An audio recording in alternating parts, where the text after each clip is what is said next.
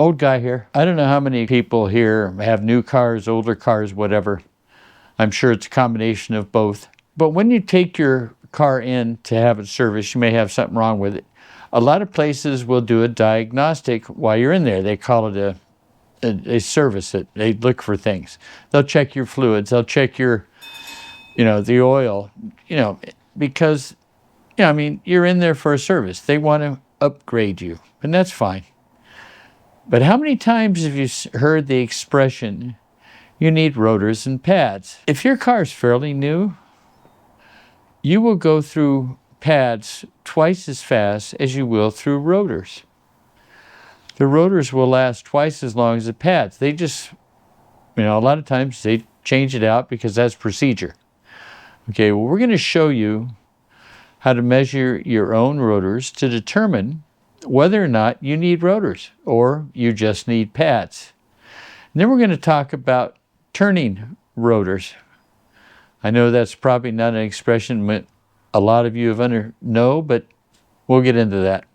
You can measure the wear of your rotors by measuring their thickness on the worn part of the rotor. This is found at the contact point between the pads and the rotors. It is usually the area just past the lip at the edge that forms as the rotor wears. The rotors do become thinner with time, which warrants eventual replacement.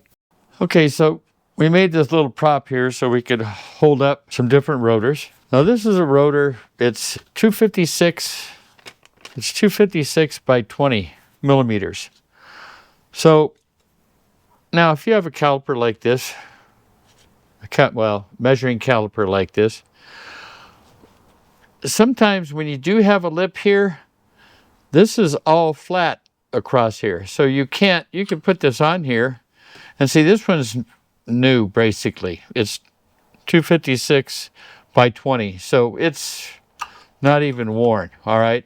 But if you do have a worn one, what you can do is you take a set of washers like this, put a little wire on it so you can hold it, and you put your caliper on it, and you measure it. And you can set it, and you pull it off, and you've got 25 by 35, okay, 25.35. Now, I know from experience, because I've used this for a while, that these washers are 4.75. So you take the figure that you had, and you subtract the washer size from it, and you will have the width of your rotor. So this one's supposed to be 20, and it's right at 20, okay? So we're good. It's a good rotor. Now we're going to put another rotor in here that has a little bit of wear. I don't know if you can tell by the picture, but this rotor here is a lot thicker.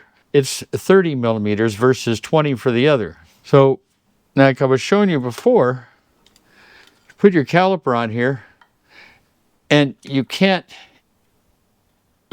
it's flat. This is flat. So this has a little bit of a lip in it. And, the service writer will show you the lip and tell you need rotors. Well, again, you could do this method. It's just a wire soldered on there. And you put your caliper on there. And you measure it. It's 34 point, let's see.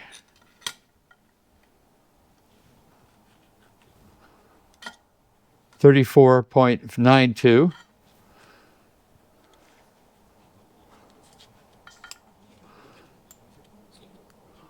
Or again, where the washers? 475. So you subtract that and you get it. But I found another tool that I like that works better than this. This thing's simple, okay?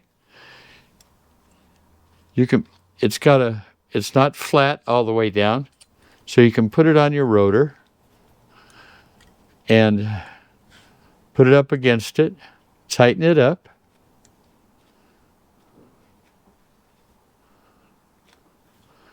and you have your measurement. Now, since there's a lip here, you can't get it off. But what I like about this is you can take it off like that, and it doesn't change the measurement. Now, if you look right here, this measurement is just a little between 29 and 30 millimeters. Okay, rotors like this, and most rotors are designed to, their minimum is 2 millimeters less. So a 30 millimeter rotor like this would be 28. Well, this has a hair over 29. You don't need a rotor.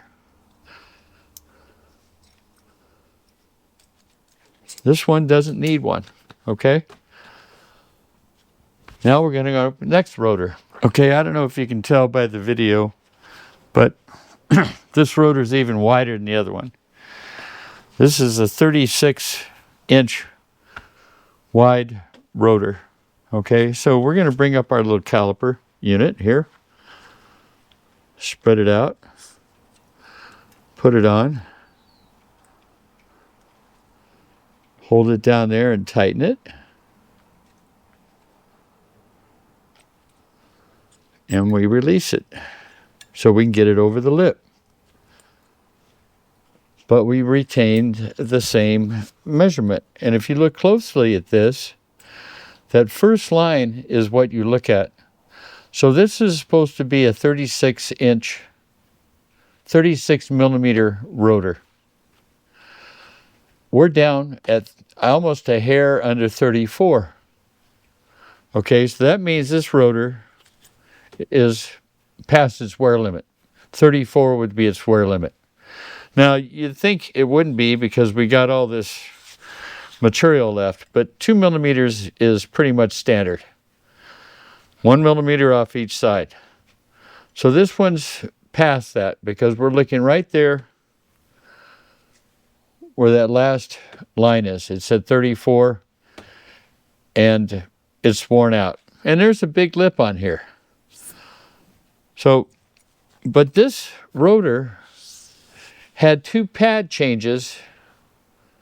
This was going to be the third set of pads. So it went through 2 pads before it ever went through the rotor. That saves you a lot of money when all you have to do is replace the pads, okay? Because as you can imagine, this rotor is 380 by 36 is not cheap. Now, one thing you can do, now this is the same rotor we were showing the measurement. It's got a definite lip.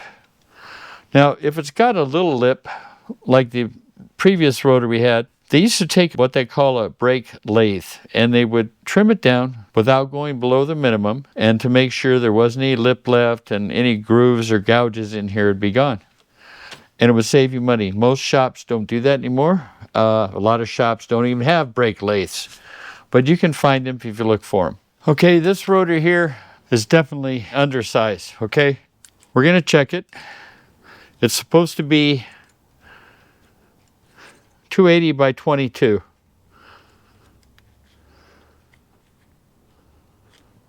So that means the minimum is 20, okay? So we measure it, loosen it, and we come and we look at it, all right? The first line down there on this movable arm, and we're below 20. So this rotor is not usable. I just threw this in so you could see one that was totally gone. So as a recap, I did one of my son's friends, Mark 7 R, no, he has a GTI Autobahn. And when he went to the dealer where he had it serviced, they told him he needed pads and rotors. Brought him over here, I measured his rotors. They weren't significant. They were still above the minimum. All we did was change the pads. So instead of spending somewhere around $500 or $600 for rotors and pads, he spent a little over $200, and we did it here. Anyway, this is how I check rotors. This little device is really handy. It's also a tire gauge, but that doesn't mean much. But I also showed you how to use a couple of washers if you have this kind of caliper already. So I wanted to show you how you can measure your rotor on your car. So you slide your arm over, you tighten it up against the rotor, you set your screw, you hit the little lever, and you come back out and you read it. Okay, this is a 323 by 30 rotor, and if you look at this closely, it's not even at 20, it's between 20, a little over 29. So this still has some wear left on it. This is all you need to do. And if you've got a simple spoke wheel, kind of like my other video on why I like simple spoke wheels, sometimes you can actually do this through the wheel, especially using this small gauge. These are my thoughts. This is what I do. You don't have to.